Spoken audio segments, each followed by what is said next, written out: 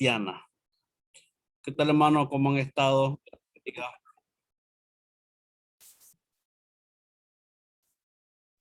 Pastor, buenas noches. Estamos todos bien, gracias al Señor. Qué bueno. Los demás hermanos, ¿cómo están?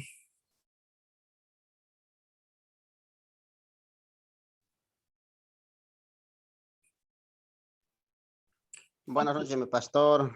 ¿Cómo Buenas están, noches, hermano? hermanas y hermanos. ¿Cómo está, hermano Telésforo? ¿Alguien recuerda lo que avanzamos la anterior clase? ¿Alguien tiene su texto? Me gusta que lean su texto y respondan lo que está en el texto. ¿Alguien se acuerda que avanzamos el día sábado?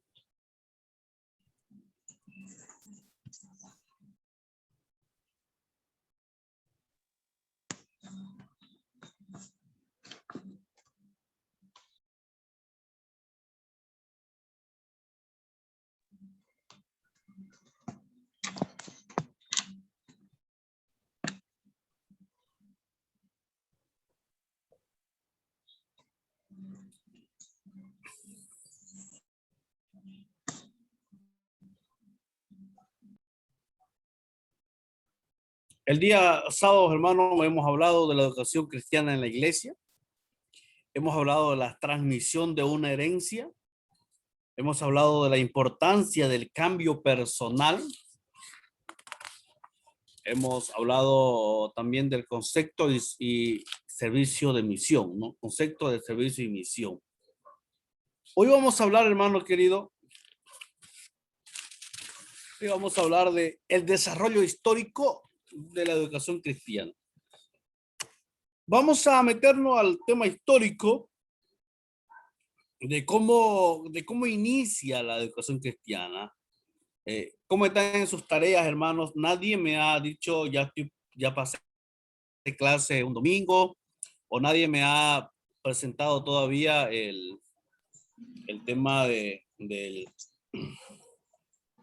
la biografía y bibliografía de un autor que haya impactado, que haya aportado a la educación cristiana, ¿no? Pastor, con el tiempo. Pastor, yo voy a pasar con mis estudiantes, pero todavía, porque tengo que planificar bien. Lo que ya he hecho es la biografía, he hecho la biografía del hermano Luis Palau. Ya lo tengo listo, se lo voy a presentar en la próxima clase. Como mañana dice usted que no tenemos clase, entonces si no, mañana se lo presento. Lo que pasa es que no estoy en mi casa ahorita.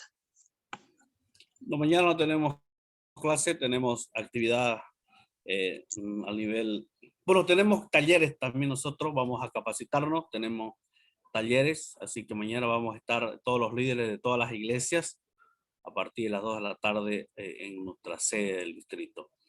Comenzamos entonces, buenas noches, comenzamos desarrollo histórico de la iglesia o desarrollo histórico de la educación cristiana. Vamos a ver, nos vamos a sumergir en la historia.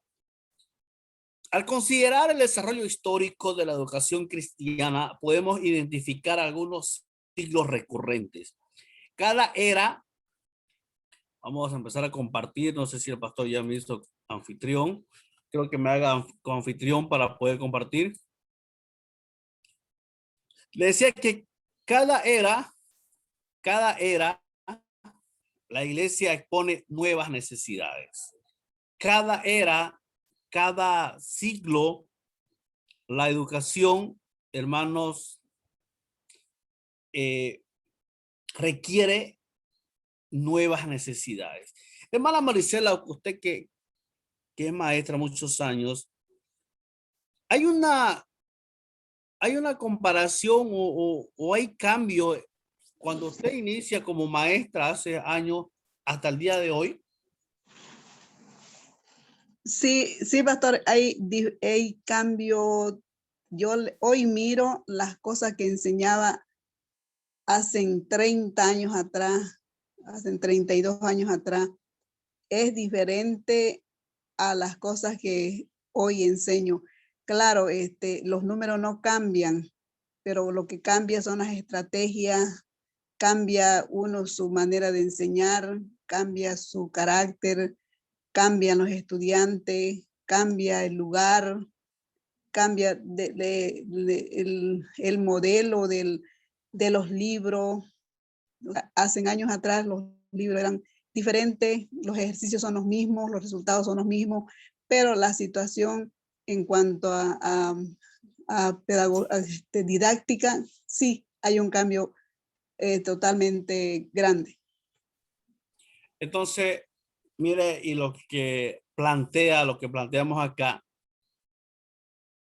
que cada era la iglesia expone nuevas necesidades. Hermanos, y recordemos que estamos hablando de educación cristiana. Dentro de todo lo que se habla, la educación cristiana, lo que se habla de Dios, ¿no? Y algo que interesante hablaba la hermana, que los libros son los mismos, los números son los mismos. La Biblia es la misma hace 2000 y tantos años, no ha cambiado para nada. El evangelio es lo mismo, no ha cambiado. Lo que ha cambiado es la forma de llevarlo, ¿no? La forma de llevar el evangelio. Yo creo que cada era, cada año, cada ciclo tiene un cambio histórico. Por ejemplo, el cambio histórico que ha tenido la educación en este tiempo es la educación virtual, ¿no? Mire, hoy nosotros, el año pasado, ¿no? El año pasado, si no me equivoco, ¿no? Incluso antes de la pandemia o después de la pandemia tuvimos nosotros clases en el seminario presencial. Pero luego viendo la necesidad, viendo que seguía el tema de la pandemia, ¿y qué hicimos? Optar por las clases virtuales. Entonces ha cambiado. Entonces, cada era, cada ciclo, la educación cristiana ha venido desarrollando un cambio. Pero lo que no cambia es esto. El corazón de la tarea educativa se centra en el maestro. Puede cambiar la educación, puede cambiar la forma de llevarlo, puede cambiar muchas cosas, pero lo que no cambia es el corazón del maestro, ¿no? Eso jamás va a cambiar, porque cada maestro al enseñar, al dirigirse a sus estudiantes, ¿no? Tenerlo, si nos vamos a la educación presencial, ¿cuántos años, ¿no? Por ejemplo, es diferente muchas veces el seminario con un colegio, ¿no? Un colegio, a veces la maestra es solamente un año, pero si nos vamos al seminario o universidades, pasa 4 o 5 años y el docente deja un semestre, deja una materia, al otro semestre agarra, docente le dan otra materia y él sigue, ¿no? Miren, nosotros cuántos ya vamos a cumplir un año que estamos trabajando con ustedes. Entonces, hermanos, puede cambiar todo, pero no cambia el corazón del maestro. No cambia el corazón del maestro. A lo largo de la historia, el corazón del maestro ha sido el mismo. Y es lo que les decía. El evangelio no ha cambiado. Lo que ha cambiado es la forma de llevarlo, ¿no? Creo que hasta ahora me hacen anfitrión. No puedo compartir. Pero vamos a ver la historia de la educación cristiana. ¿Quiénes eran, o cómo era, o quiénes eran los personajes? Por ejemplo, vamos a ver la primera, la iglesia primitiva. Iglesia primitiva, años 50 al año 325 después de Cristo. Años 50. Años 50. 325 al año 325 después de Cristo. Ahora, ya.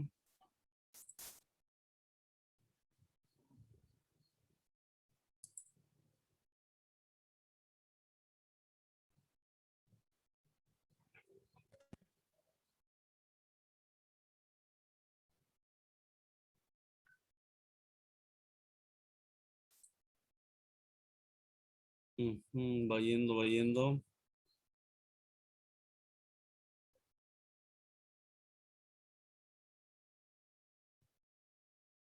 La iglesia primitiva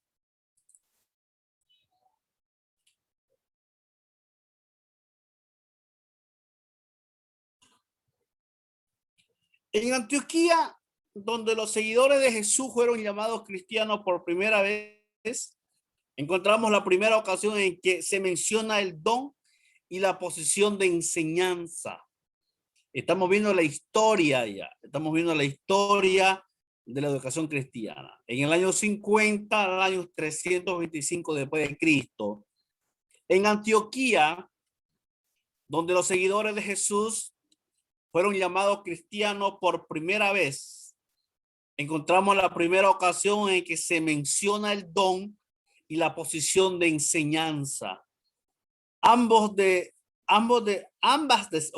designaciones divinas, por cierto, siendo ejercido por otras personas, además de los apóstoles.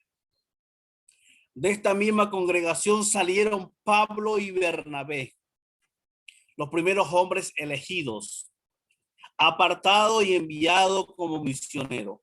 La enseñanza era un complemento apropiado para la proclamación del evangelio para el propósito de evangelizar y capacitar. En su discurso, el apóstol, en su discurso al pueblo de Jerusalén, Pablo recordó que él había sido estudiado o estudiante de Gamaliel. No. Mire cómo el tema de la enseñanza. Pablo hace una historia o hace un comentario o les recuerda o les comenta o les cuenta al pueblo de Jerusalén y le dice que él había sido un estudiante, un educado, un alumno estrictamente conforme a la ley de sus padres. ¿Y quién era el maestro? Gamaliel. Vaya al libro de Hechos, capítulo 22, 3. Sus Biblias, Hechos, capítulo 22, versículo 3. Vamos a ver.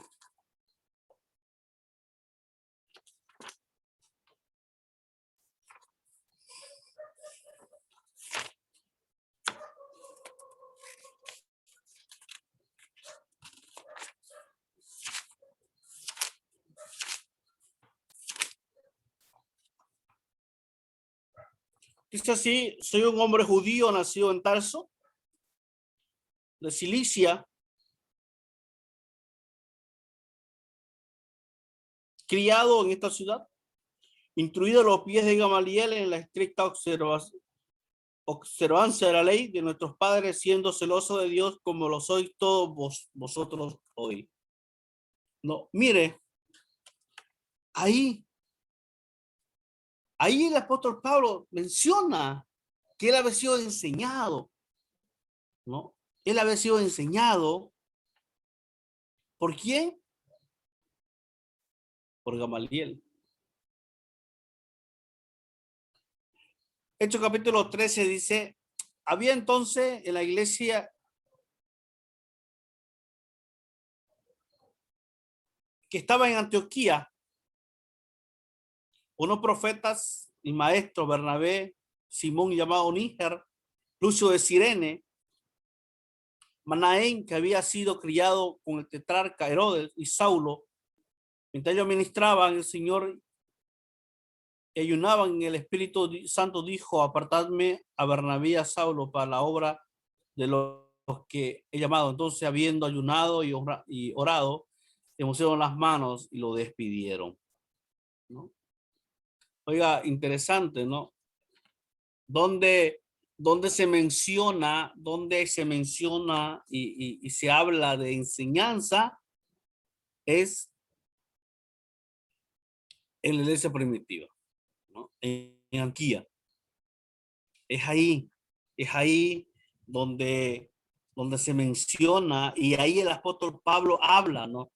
Yo he sido enseñado, ¿no? Yo he sido enseñado a los pies de un gran maestro llamado Gamaliel. Entonces, estamos viendo un repaso de la historia de la educación cristiana, ¿no? Y ahí hemos visto ¿dónde? En la primera iglesia primitiva en el año 50 al año 325 después de Cristo. Entonces, ahí es que habla el apóstol Pablo y dice, ¿no? Y es ahí donde salen dos misioneros a enseñar. Sale dos misioneros a enseñar la palabra del Señor. Es ahí cuando salen ellos a evangelizar y salen en su primer viaje misionero. Entonces, hermanos, estamos viendo la iglesia primitiva en el año 50 al año 325 después de Cristo. Algo que quiero comentarle que es muy interesante. Se ha dicho que los métodos de enseñanza de Jesús, el maestro por excelencia, seguían aquellos establecidos por Dios en tiempos antiguos. Y siguiendo a Cristo, la educación apostólica era dinámica e individual. La palabra de Dios era estudiada y practicada por iluminación y el poder del Espíritu Santo. Conocer, sentir, tenían su balance en la doctrina y adoración a la vida santa. ¿Sabe qué? Hubieron, aparte de Gamaliel, dentro de la historia del pueblo judío, hubieron dos grandes rabinos, uno llamado Shammai y el otro llamado Hillel. Y este Shammai era un rabino, era un maestro de la ley. Shammai era era un hombre rudo, era un maestro bien recto. En cambio, Hillel era un maestro bondadoso. Y muchos hablan de que Jesús había leído los escritos de Hillel. Había leído mucho, porque Hillel era una persona que amaba al prójimo. Él recibía en su casa, él tenía muchos discípulos. La mayor parte de la gente que buscaba aprender de Dios se iban de Hillel. ¿Por qué? Porque tenía un corazón. Y hay una historia muy particular que se le quiero comentar de estos dos rabinos. Dice que en cierta ocasión, pero antes quiero hacerle la pregunta a ver si entiende. ¿Quiénes podían ser sacerdotes de Israel? ¿Qué requisito tenía que tener el israelita para ser un sacerdote o sumo sacerdote?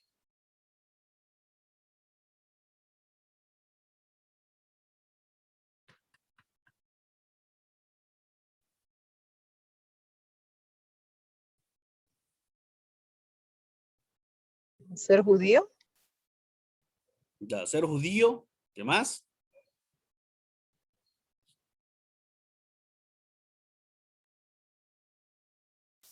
La circuncisión, pastor. Ya, está bien. ¿Otra más?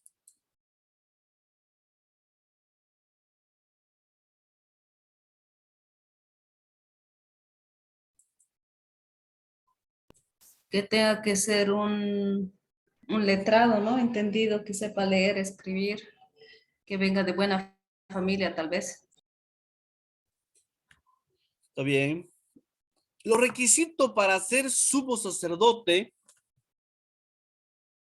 los requisitos para ser sacerdote y sumo sacerdote, uno, tenía que ser de dónde, de qué tribu. Levita. Levita. La tribu de Leví. Ahí tenía que ser de la tribu de Leví, ¿no?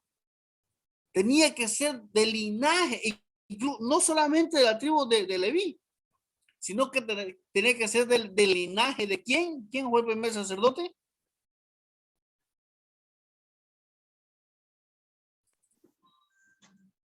¿Quién fue el primer sacerdote? Eleazar. Ya puede ser. Aarón. Otro. Ya. ¿Quién da más? Abraham. Ya, ¿quién da más?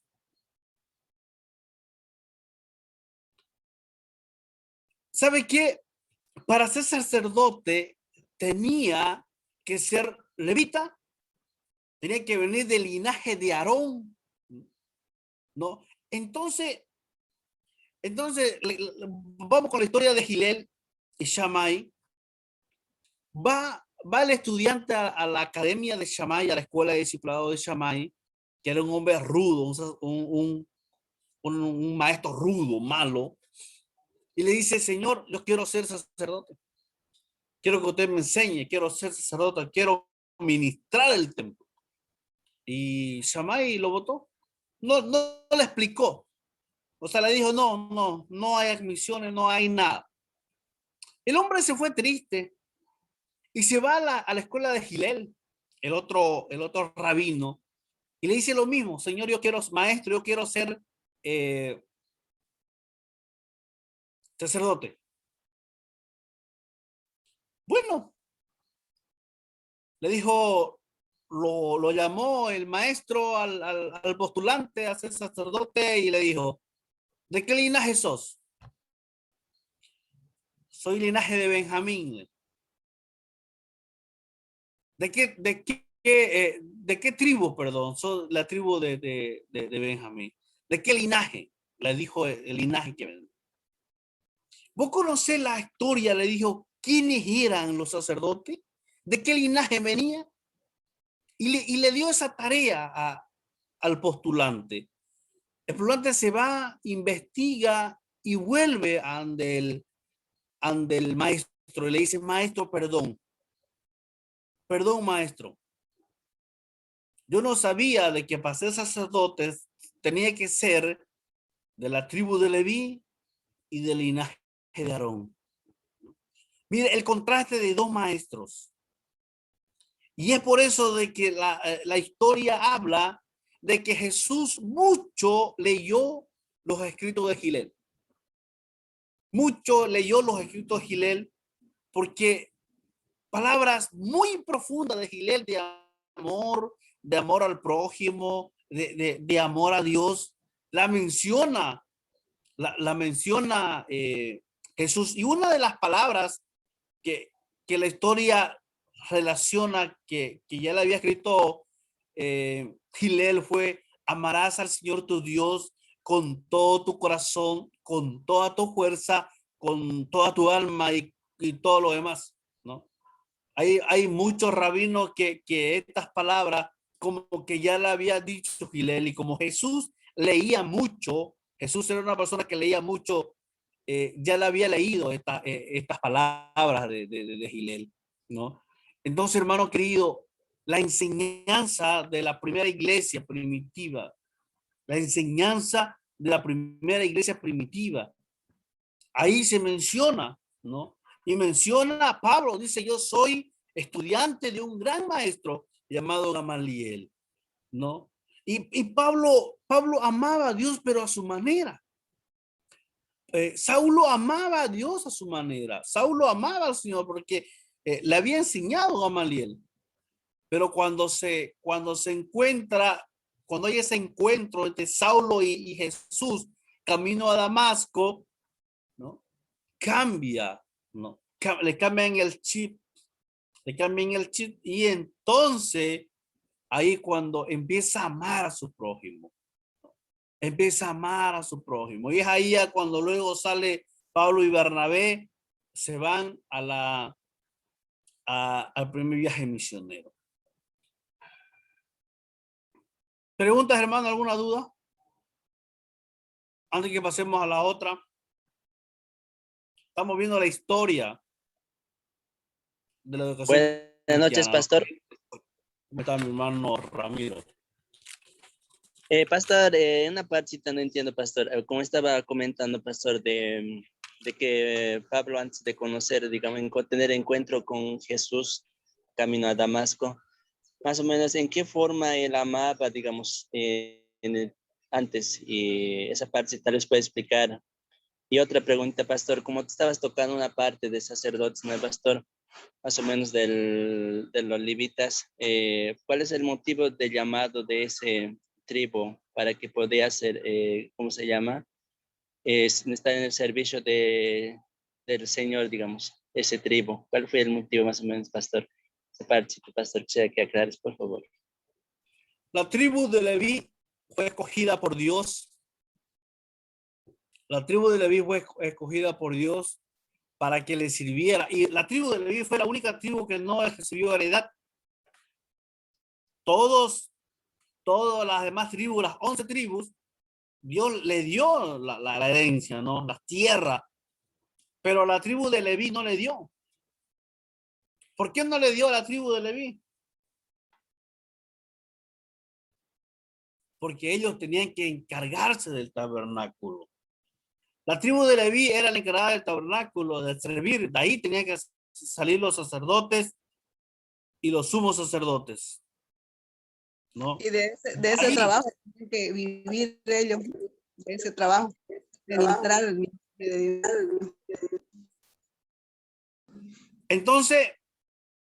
Entonces, la tribu de Leví no recibió heredad.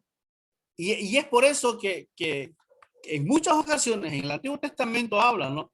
Traigan las ofrendas para ser repartido entre los levitas. Los levitas eran encargados de la música, de ministrar el tabernáculo. Ellos no podían ir a la guerra. Los levitas no podían ir a la guerra. Todos iban menos los levitas. O el sacerdote solamente hacía el llamado a la guerra. Nada más. No iba adelante con el tabernáculo y el arca del testimonio hasta cierto lugar y ahí no podía ir más. Entonces, esa fue la razón por qué la tribu de Leví ministraba, porque fue escogido por Dios a esa tribu. Como hubiese podido escoger a Judá, a Benjamín, ¿no? Pero él escogió a la tribu de Leví. Ahora, el tema de Saulo, hermano, Saulo había sido criado a los pies de un maestro. ¿Y quién era Gamaliel? Era un rabino, era un judío que amaba a Dios, pero a su manera, ¿no? Hay mucha gente que ama a Dios a su manera. Dice, yo amo a Dios, pero sigue pecando, sigue con cerveza, sigue haciendo cosas malas, pero dicen, yo amo a Dios. Y dice, yo quiero amar a Dios a mi manera, déjenme. Y Saulo hacía eso. Saulo, luego que se convierte camino a Damasco, Saulo no estudió.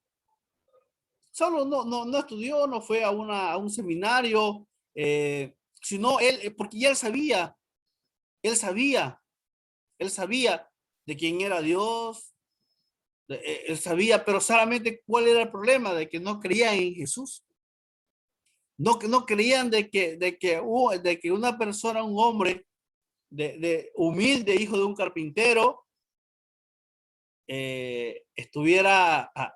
hubiera hecho revolución en ese tiempo, ¿no? Y ya cuando Jesús se le aparece a Saulo y le cambia el nombre, le dice, Saulo, soy yo al que me persigue. O sea, soy yo, aquí estoy. ¿Por qué tanto me persigues? ¿No? ¿Por qué tanto me persigues? Jesús le dice a Pablo, ahí a Saulo, lo enfrenta, lo confronta, dice, oye, ¿qué te pasa? ¿Qué tenés? Soy yo a quien tú persigues, ¿no?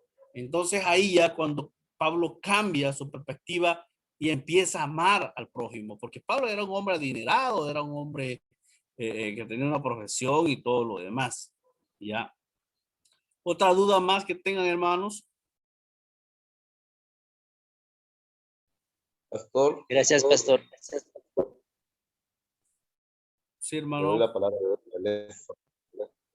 No, usted la tiene. ¿Usted y yo? Sí. Ya, una pregunta, pastor. Habla usted de que, bueno, la historia entre los años 50 a 325, ¿no? Sí. Ya. Ahí es que en ese periodo es que se instituye el término cristiano a los seguidores de Cristo. Pero ahí algo no tengo muy claro cuando dice, es decir, antes de los años 50, es decir, desde el año 1 al 50, la expansión del evangelio estaba solamente, o era potestad solamente de los discípulos, porque más allá dice, por primera vez el evangelio es expandido por otras personas además de los discípulos. Significa que antes de los años 50 solamente tenían potestad de expandir el evangelio los discípulos, ¿así es? No. Vamos a poco a la historia de Hechos. Cuando Jesús se va al cielo, se reúnen orando, llorando, estaban tristes. Y ahí sucede el Pentecostés, ¿no? La venida del Espíritu Santo, ¿no? Y recibiréis poder, dicen, ¿no? Y estaban en la casa, en el aposento alto, orando al Señor, y llega el Espíritu en forma de lengua, y es ahí cuando empieza la revolución. Pero la revolución empieza ahí, porque ahí en Hechos, el primer discurso de Pedro,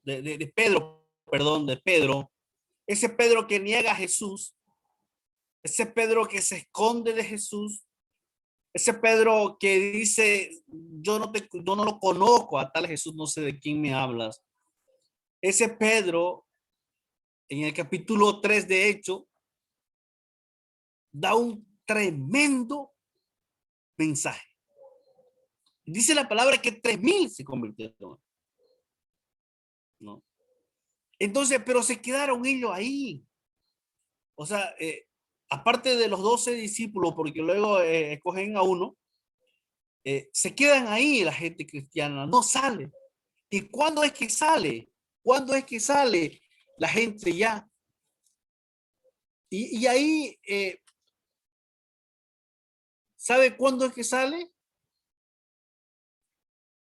Y cuando viene la persecución. Cuando viene la persecución, mire lo que dice en Hechos capítulo 8. En aquel día desató una gran persecución contra la iglesia que estaba en Jerusalén. Mira, ahí se habían quedado ellos. ¿Y cuál era el mandamiento? Y cuando recibiréis poder, me seréis testigo en Jerusalén, en Samaria, en Judía, hasta el último de la tierra. Pero ¿qué había pasado con ellos? Se habían quedado en Jerusalén, no habían salido. Pedro predica y se convierte en 3,000. Y empiezan a predicar y tal vez mayor parte de la gente de Jerusalén se convierte, pero se quedaron en Jerusalén. Y aquí lo que dice en el 8. En aquel día se desató una gran persecución en la iglesia que estaba en Jerusalén y todos fueron esparcidos por las regiones de Judea y Samaria recién, mire, con excepción de los apóstoles se quedaron. Fue la gente que empezó a huir y mientras huía, iban con el evangelio. Unos hombres piadosos sepultaron a Esteban e hicieron gran lamentación por él.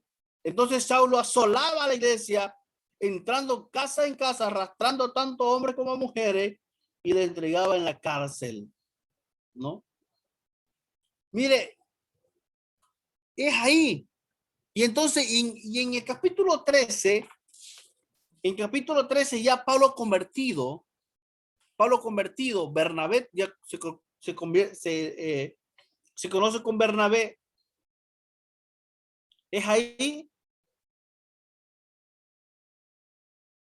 cuando sale, cuando lo mandan a otro lado y allá cuando empiezan cuando de su primer viaje de Pablo ya, cuando ya Pablo empieza la obra misionera. Ahí habla, cuando había entonces en la iglesia que estaba en Antioquía unos profetas y maestros, Bernabé, Simón llamado Níger, Lucio de Cirene, Naamén llamado Níger, Lucio de Cirene, Naamén, que había sido criado con el tetrarca Herodes y Saulo, mientras ellos ministraban al Señor y ayunaban, el Espíritu Santo dijo, apartadme de Bernabé y a Saulo para la obra a la que los he llamado. Entonces, habiendo ayunado y orando, les pusieron las manos y lo despidieron, ¿no? Entonces es ahí ya cuando empieza, no es que solamente los apóstoles predicaban antes de ese año, sino que se centraron solamente en Jerusalén. Después de la persecución de la iglesia que tuvo y que estaba Pablo en ese tiempo y la muerte de Esteban, recién ellos empiezan a salir ya fuera de Jerusalén a otros lados. ¿Está bien, hermano?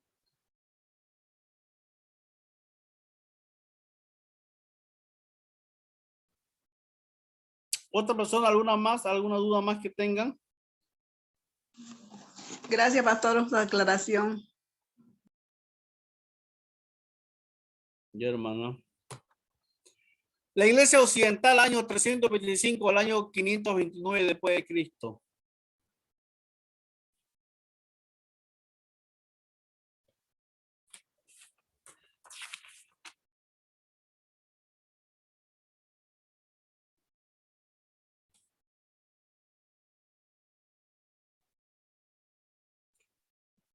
Cuando Constantino llegó al poder en el año 325 después de Cristo, el cristianismo fue reconocido como la religión del Estado. Mira, esto es vital, esto es interesante.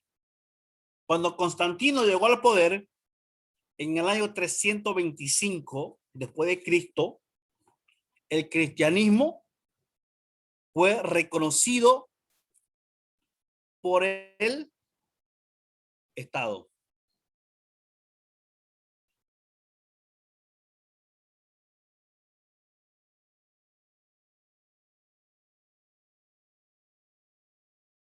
Constantino le dio a la religión cristiana su apoyo personal y encaminó hacia la síntesis iglesia-estado de un periodo posterior. Muchos fueron bautizados en la fe sin tener un compromiso personal con sus ideales o preceptos. De manera repentina, la iglesia se vio confrontada con nuevas necesidades, puesto que esta multitud de personas no había tenido un cambio verdadero en su fe ni en su conducta.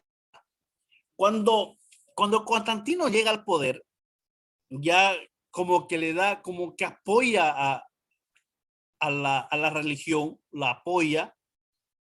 Entonces mucha gente se bautiza. Mucha gente empieza a bautizarse y creer en Cristo. Pero hay algo que nota la historia y es muy interesante, que dice que muchas personas, la multitud que había sido bautizada, no mostraba un cambio verdadero en su fe ni en su conducta. No había tenido un cambio verdadero en su fe ni en su conducta. O sea, la gente se estaba bautizando porque llega un emperador o llega una persona que estaba en el poder y dice, bueno, voy a apoyar personalmente, yo apoyo al cristianismo. Y como tenía la libertad, ¿no? Como tenía la libertad, entonces empezaron a bautizarse, pero no había un cambio. No había un cambio en su fe ni en su conducta. Entonces, no había un cambio. Tal vez habían cristianos que hacían el servicio de bautismo, lo bautizaban, pero seguían en lo mismo. Seguían en lo mismo y entonces no hubo cambio en ese tiempo. Además de proveer una educación diseñada para guiar hacia la membresía. Entonces, empezaron las iglesias, empezaron a reunirse los cristianos en ese tiempo, pero no había un programa, no había una educación diseñada para la iglesia. Entonces, no había un líder que se levantara y dijera, bueno, ya hay bastante cristiano, ahora, ¿qué vamos a hacer en cuanto a la enseñanza de la palabra a los nuevos convertidos? No había una dinámica, no había un plan en ese tiempo, en el año 325, el año 529 después de Cristo, no había un plan. O sea, ellos se convirtieron y a la de Dios Padre, ¿no? O sea, no había un plan en cuanto a la educación para la membresía. La iglesia tuvo que asumir la tarea de educar a sus propios miembros en la fe. Entonces, como tanta gente se convertía, bueno, alguien tuvo que asumir eso. Alguien tuvo que asumir, ¿no? Entonces, la iglesia tuvo que asumir ese reto porque era su responsabilidad de la iglesia. Era la responsabilidad de la iglesia, pero como no había líderes, entonces se la vieron fea la loba. Pero al fin, luego de tantos intentos, de tantas personas que se levantaban en esa era, empezaron a diseñar un plan para atender estas necesidades. Gradualmente se desarrollaron escuelas de obispos en cada obispado para preparar a jóvenes para el sacerdocio o para dar mayor instrucciones al clero del área. Pronto la promoción clerical dentro de la iglesia se acrecentó debido a la educación que recibían los candidatos a sacerdote. Esta tendencia trajo una mayor uniformidad a la educación cristiana a lo largo del imperio. Recordemos, hermanos, que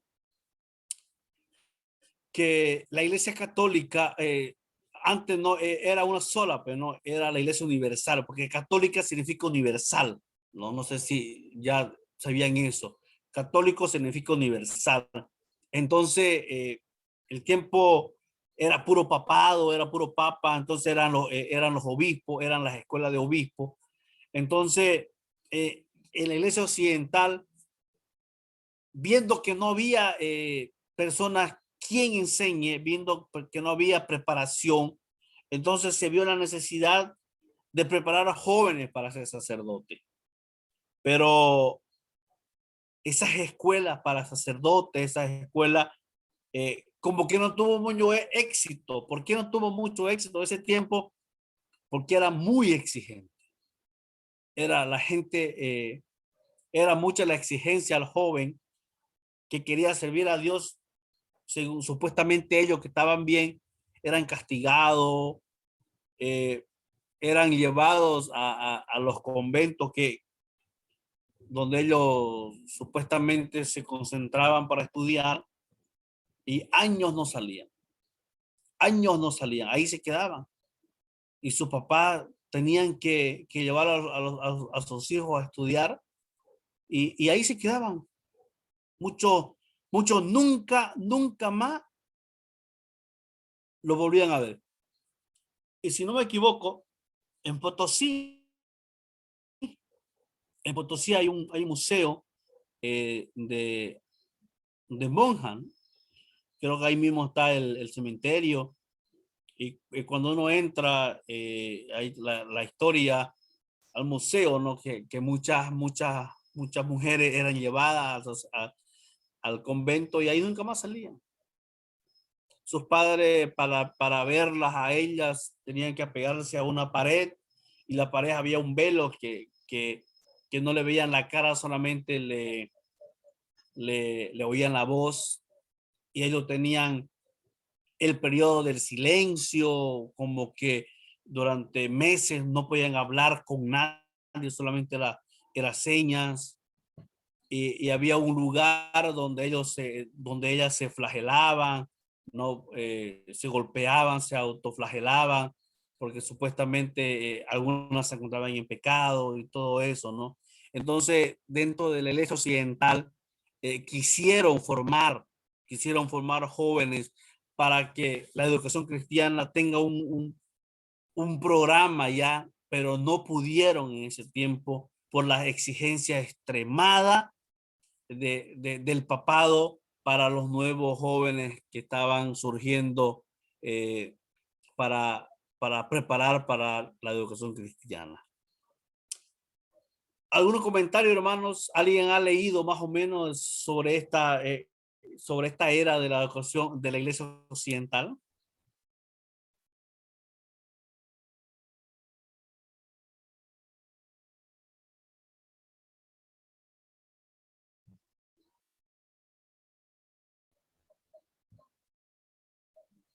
Como que en este periodo, o incluso pasando este periodo, imperaba el tema del miedo, ¿no?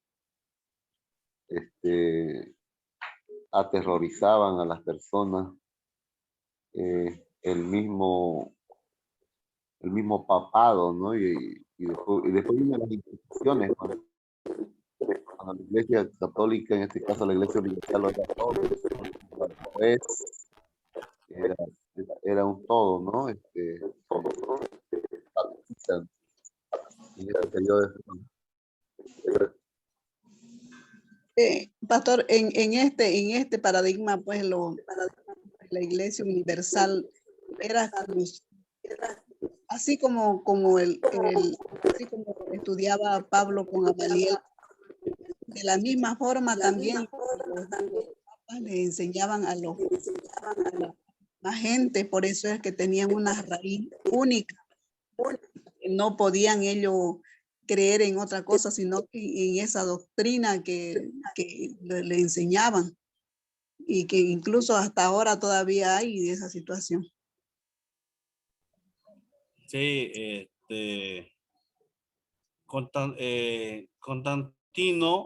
Constantino fue un emperador romano que ayudó a que pare y dar libertad a los cristianos. Como le decía, personalmente él ayudó.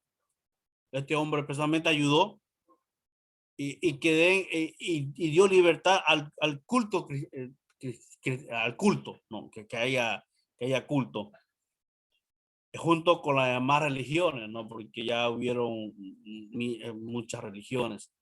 Entonces, sí, no, recordemos que luego ya cuando se hace más adelante, ya recordemos que primero era lo que hablaba, lo que dominaba era la Iglesia Católica, no era el papado, el papa, no el sacerdote, todo eso. Y luego ya con Martín Lutero, pues ya más acá, ya cuando se divide, ¿no? Y los protestantes allá cuando ya Martín Lutero pilla la porción del Nuevo Testamento y lee, ¿no? Que el hombre viviera por fe. Recordemos que antes, en el tiempo de la Inquisición y en tiempo de la Edad Media, y ahí cuando la Iglesia Católica tenía el poder absoluto de todo, ¿no? Mire, y esto hablamos nosotros en introducción a la Biblia, que era increíble que le daban la Biblia al pueblo, pero ¿en qué idioma le daban? Le daban en latín, se lo daban en latín. O sea, ¿de qué me servía tener a mí la palabra de Dios si no estaba en mi idioma? ¿De qué me servía a mí? Las misas eran celebradas en latín, y es ahí cuando la Iglesia Católica se arma de mucho poder económico, cuando inventa la famosa la indulgencia, ¿no? Cuando habla de la indulgencia, y que si moría alguien de mi familia y quería que yo vaya, quería que mi familia vaya al cielo, tenía que dar cierta cantidad de dinero, ¿no? Y entonces que ahí La Iglesia Católica como que se arma de poder económico porque ¿quién va a querer que su familia se vaya al infierno? Nadie, ¿no? Entonces es ahí la Iglesia Occidental. Vamos a ver más adelante, vamos a ver otra. Vamos, chicos. La Edad Media. ¿Qué hablamos en la Edad Media? A ver, ¿qué podemos hablar de la Edad Media? Alguien que tenga una idea qué pasó dentro de la Edad Media, o ahí léelo, creo que está ahí, o lo que tenga en su texto puede leer.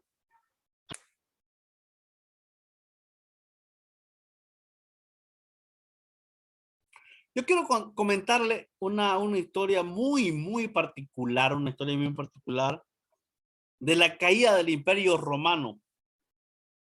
Una de las caídas del Imperio Romano. Había un grupo de cristianos que este Imperio Romano empezó a perseguir y estaba haciendo de la suya con los cristianos. Y entonces un grupo de cristianos estaba en una isla. Dice la historia que estaba en una isla. Y ellos habían construido una pequeña muralla de unos 10 metros tal vez o más, ¿no? Y ellos estaban al final, allá arriba, en la losa de arriba. Y llegó el imperio, ¿no? Llegaron los perseguidores y empezaron a subir para matarlo a los cristianos. Y cuando llegaron allá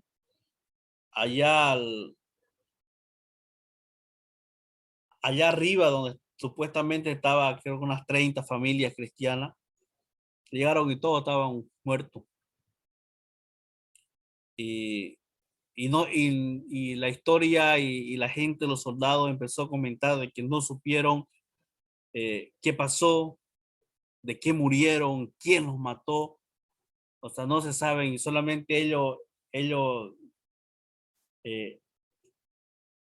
hicieron una teoría que solamente fue Dios el que se los llevó. Y cuando ellos llegaron ya estaban los cuerpos.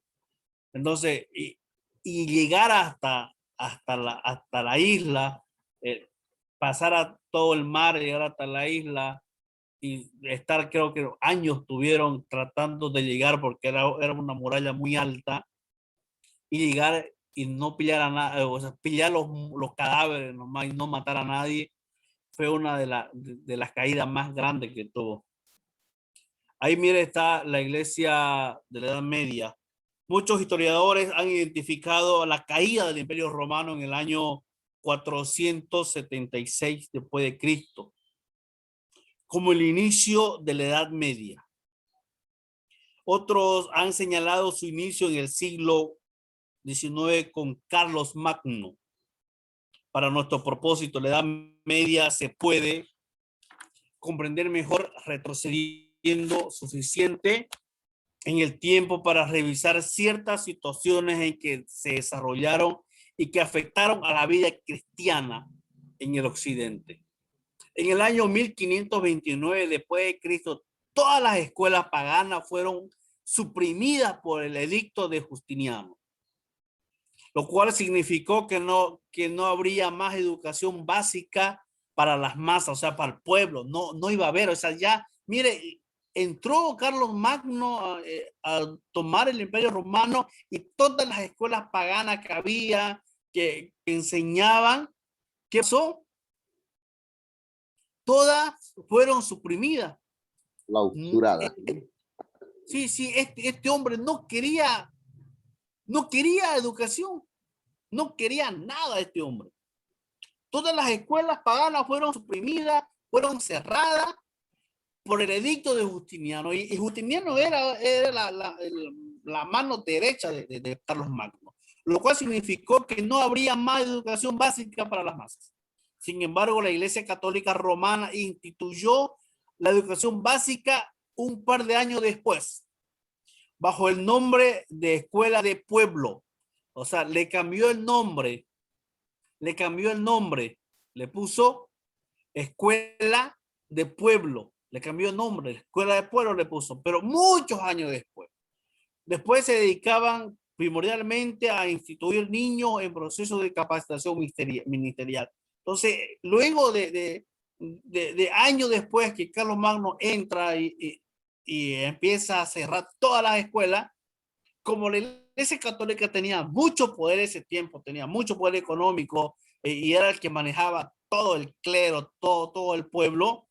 Entonces, de muchos años después, otra vez empezó a instruir, o sea, nuevamente empezó a abrir conventos, pero ya no para jóvenes, sino para niños.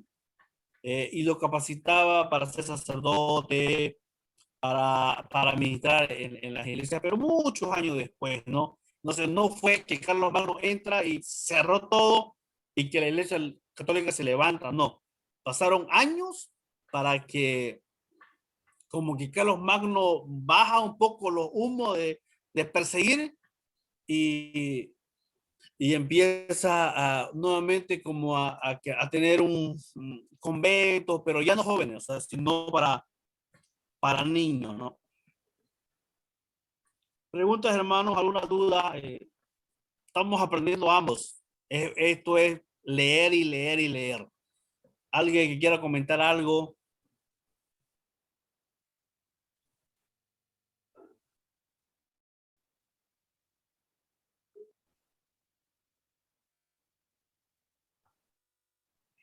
Pastor, una pregunta. Cuando hablamos de la caída de Roma, ¿es diferente a cuando Pablo lo acusaron de incendiar Roma?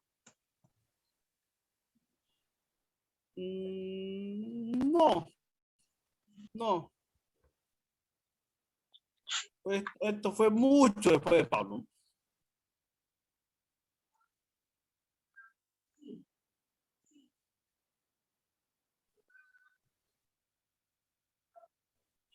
Carlos Magno, también conocido como Carlos I, Carlos el Grande, nació alrededor del año 742 después de Cristo, probablemente en lo que hoy es Bélgica. Pastor, Sí, sí. una pregunta. Con la caída del Imperio Romano e inicio de la Edad Media, ¿en qué influyó? ¿En qué influyó o en qué habrá influido la educación cristiana, la caída del Imperio Romano e inicio de la Edad Media, más o menos?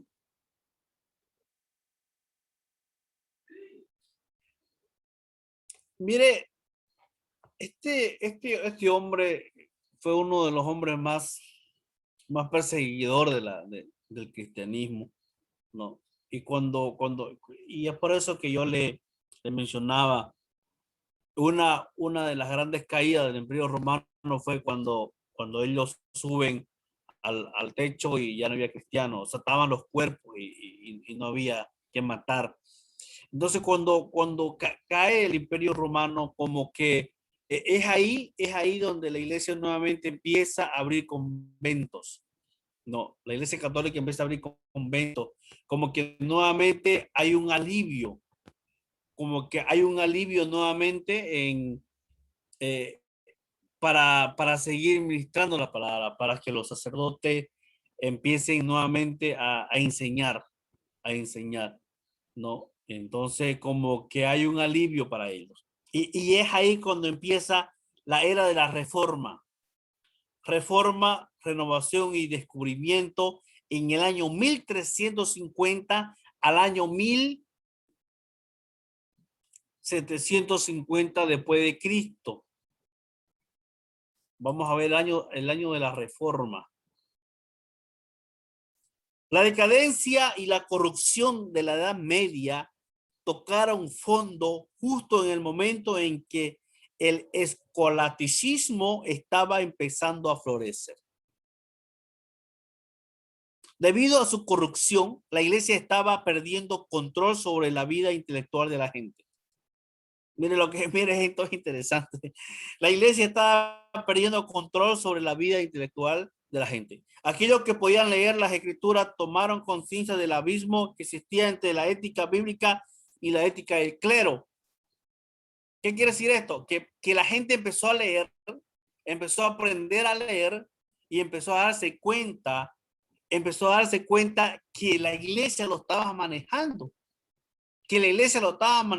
y que la ética bíblica, o sea, con lo que ellos pensaban, porque ellos no tenían la Biblia, había Biblia en latín, pero ellos se dieron cuenta de que Dios no era lo que enseñaban ellos, no era lo que enseñaba el clero. Y es ahí, mire, esta parte de la reforma es muy hermosa, pero al mismo tiempo muy complicada para poder entender. La decadencia, nuevamente, la decadencia y la corrupción de la Edad Media tocaron fondo justo en el momento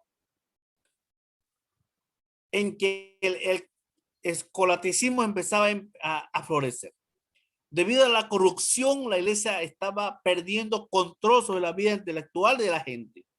Aquellos que podían leer las escrituras, o sea, aquellos que empezaron a leer en latín y algunas porciones ya que había en otros idiomas, tomaron conciencia del abismo en que existía entre la ética bíblica y la ética del clero. El escolaticismo había reintroducido la filosofía y la psicología griega, lo cual despertó nuevamente la investigación científica. Los cruzados trajeron ideas, prácticas y teorías que demandaban consideración. Los humanistas estaban encontrando adeptos. O sea, la gente empezó a darse cuenta, pero no toda la gente, sino aquellos que podían leer, aquellos que tenían un poquito de dinero y se contrataban maestros particulares para que le enseñen a leer y a escribir, y tenían algunas porciones de la Biblia en griego y en latín. Se dieron cuenta de que la ética bíblica estaba lejos a lo que le enseñaban los sacerdotes. Había un abismo tremendo. No, si tal vez un sacerdote o alguien les dijo, amarás a tu Dios con todo tu corazón, o amen a Dios, aman a su prójimo, pero ¿cuáles eran sus acciones de ellos? Eran otras, ¿no? Eran otras acciones. Entonces, estaban totalmente fuera de contexto. Lo que enseñaban ellos, lo que enseñaba el sacerdote o el papado o el papa que estaba a cargo de ese tiempo y la ética bíblica estaban totalmente lejos, ¿no? ¿Alguien que quiera aportar en cuanto a la edad de la reforma?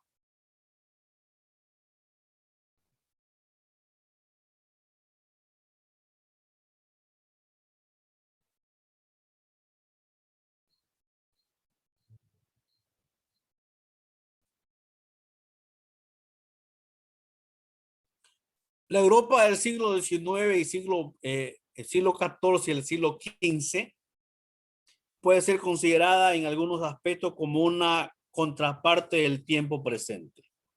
La Edad Media había preparado al escenario para el renacimiento de la literatura clásica y de los ideales clásicos, o sea, la ilustración. El redescubrimiento y la aceptación del hombre como un ser racional impulsó una serie de eventos en cadena, siendo tal redescubrimiento y aceptación eslabones de dicha cadena.